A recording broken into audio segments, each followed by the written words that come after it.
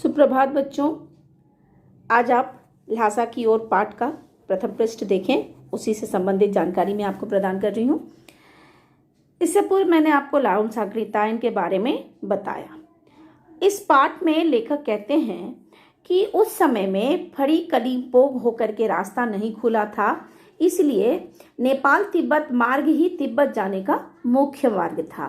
नेपाल और भारत दोनों के लिए ये व्यापारिक मार्ग था। सैनिक रास्ता होने के कारण इस मार्ग पर लेखक को जगह जगह चौकियां और किले जो हैं वो दिखाई दिए, जहां कभी चीनी सैनिक रहा करते थे। अब गिरे हुए कुछ मकानों में किसानों द्वारा अपना बसेरा बना लिया गया था और इसी स्थान में से एक स्थान पर लेखक चाय पीने के लिए रुके। लेखक कहते हैं कि उस समय तिब्बत की यात्रा में कुछ तकलीफें थी तो कुछ आराम की बातें भी थी। वो आराम की बातें क्या थी? तो तिब्बत का सामाजिक जीवन जो था वह यात्रियों के लिए एक तरफ जहां आराम तो वहीं दूसरी तरफ कठिनाइयां भी थी। वहां जात पात, छुआछूत, पर्दा प्रथा, इन सब चीज का कोई स्थान नहीं था। औरतें पर्दा नहीं करती थी, किसी से छुआछूत, दलित, उच्च वर्ग, ये सब बातें नहीं थी। जो अनटचेबिलिटी की बात है वो वहाँ नहीं थी। बहुत जो निम्न श्रेणी के भिखमंगे होते थे, यानी सबसे कम एकदम विचित्र से दिखने वाले जो भिखमंगे होंगे, उन्हीं को सिर्फ घर में जाने नहीं दिया जाता था, क्योंकि लोगों को लगता था कि ये अगर घर में आएंगे तो चोरी कर लेंगे। नहीं तो आप बिल्कुल घर के भीतर जा सकते थे, चाहे आप बिल्कुल अपरिचित हों। आप किसी के भी घर में वहाँ की औरत या उसकी सास अपरिचितों को भी चाय बनाकर दे देती थी।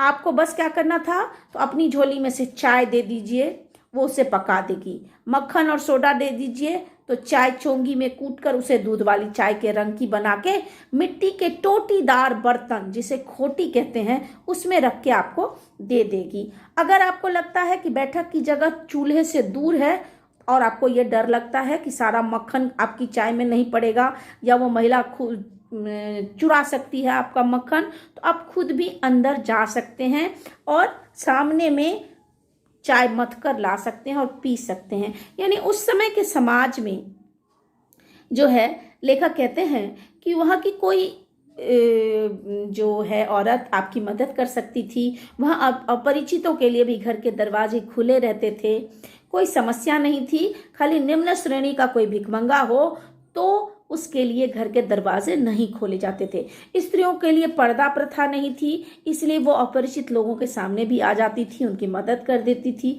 जात पात की बात नहीं थी, इसलिए आप अगर गए तो आपसे जात पात नहीं पूछी जाएगी।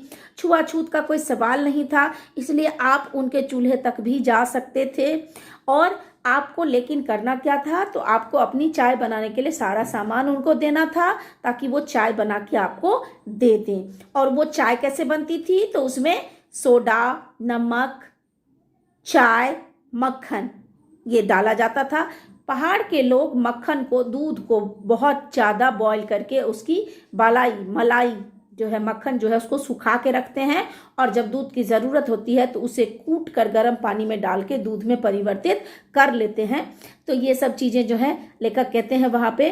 और क्योंकि लेखक को याद आ रहा है कि जब एक बार वो इससे पहले उस रास्ते से गए हैं, आगे आप पढ़ेंगे तो उनको बड़ी दिक्कत हुई थी, लेकिन पहली बार जब गए तो वहाँ पे लेखक को कोई समस्या नहीं हुई, क्योंकि उनके साथ एक बौद्ध भिक्षु थे, सुमति, जिसे वहाँ के लोग पहचानते थे। और आप सभी को मालूम है कि तिब्बत में लोग बौद्ध धर्म को मानते हैं, इसलिए बौद्ध भिक्षु के लिए कोई समस्या की बात नहीं थी। धन्यवाद।